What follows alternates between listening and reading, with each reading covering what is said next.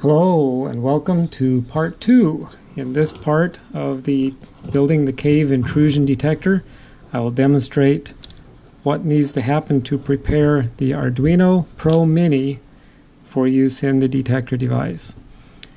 The Pro Mini, as you can see, is a very small board. It has several pin headers that come with it. There are two LEDs on the board that need to be removed, and there are two wires that need to be soldered onto this board. I will start with the two wires.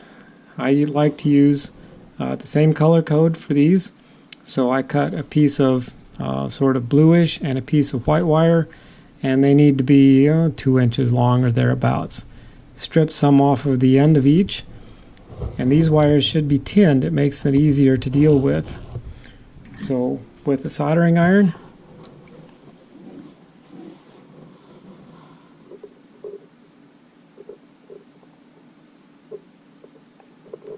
you put just a dribble of solder on each one of these bare wires.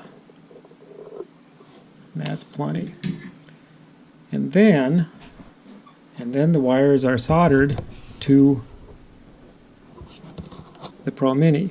If you look very closely at the Pro Mini, you can see two holes labeled A4 and A5. These two holes, these two connections, carry the I2C bus off of the Arduino. The I2C bus is the interface to the real-time clock and also to the light detector. That's how the Arduino gets data from those two devices. In keeping with our color code scheme, I like to put the blue wire on the A5 connection and the white wire on the A4 connection. So they will go on just like that. And then turn it upside down and bring in the soldering iron.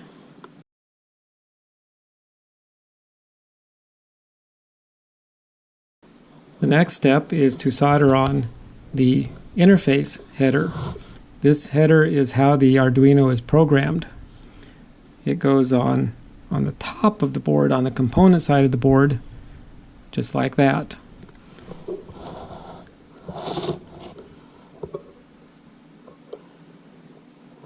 Get it clipped in, and I like to put something under it just a little bit so that it lines up nice and square when everything is all soldered in place.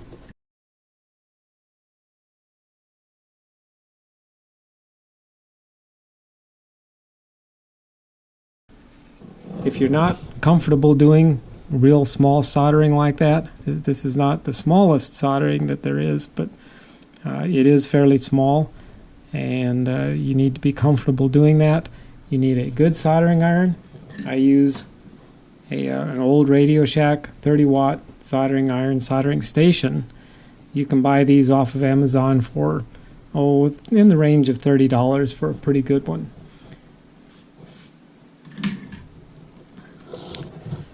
Now that header is on, the next thing to do is to verify that the Arduino actually is working.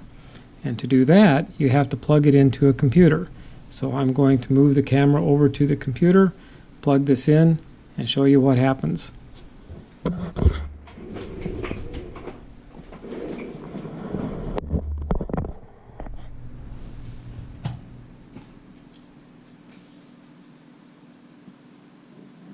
All Arduinos come with a default program on them called Blink. And when you plug them into power, you should see a power LED come on and stay on, and you should see another LED on the circuit board that blinks on and off.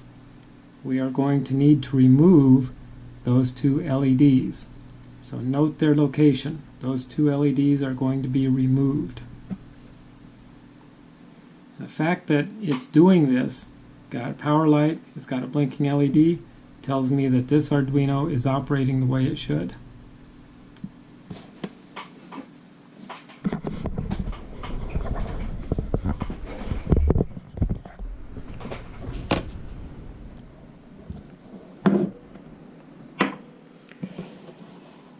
So the next thing is to remove the two LEDs.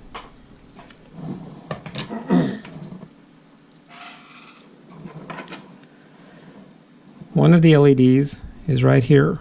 I found the best way to remove these LEDs is to use a hobby knife and simply slice through the solder joint very carefully. It doesn't take a whole lot to get through that solder joint.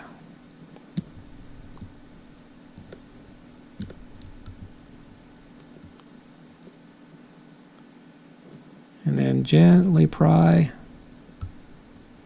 until one end of that comes off the board.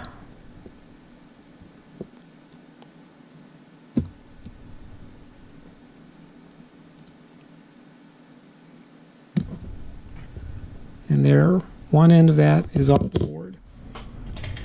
And then you can just use a pair of tweezers or forceps or something and pull the LED right off the board. So that's one of them. And the other one is right here.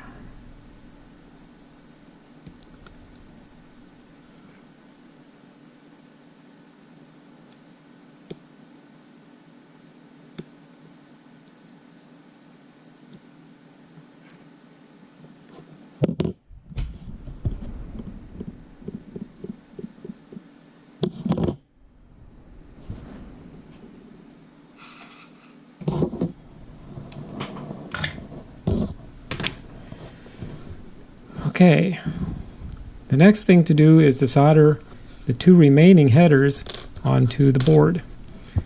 It's useful to have one of these breadboards to do that. It makes the process of holding all the parts together much easier. Simply insert the headers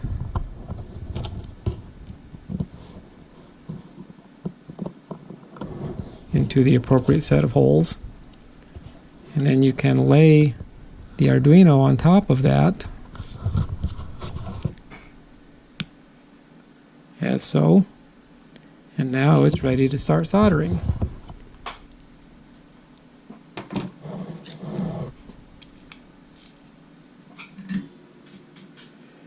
I like to do one pin on each side just to lock everything in place, and then you can just go up one side and down the other, soldering everything down.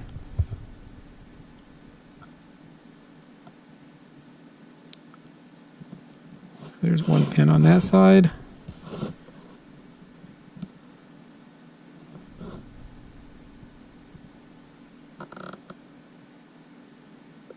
And there's one pin on that side.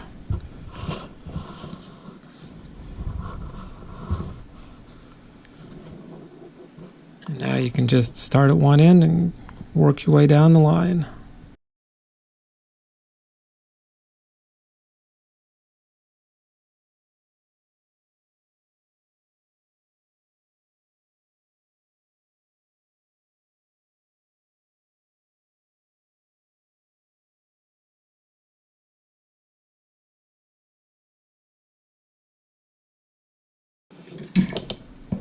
And that's that.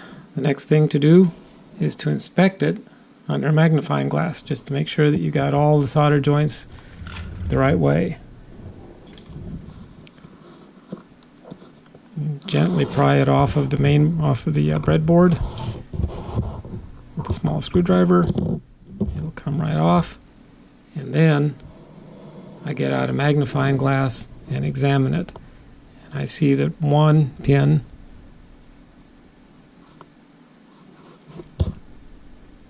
this one right here looks like it needs a little bit of a touch-up.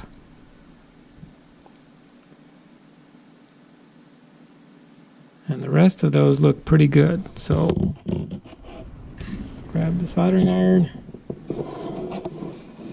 and do just a little bit of touch-up.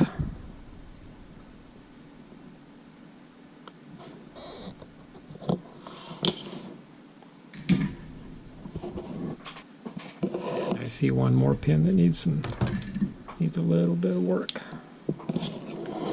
Just a little bit. Which is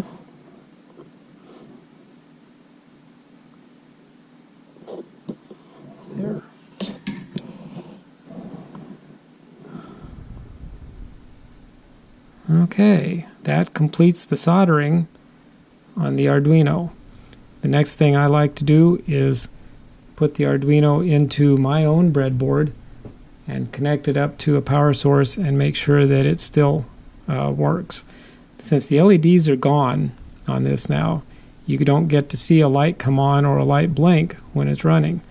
I have a replacement blinking program that causes it to blink the external LED, and I put one of those on my breadboard so that when I plug this on and put in that program, I can see that it actually is still working.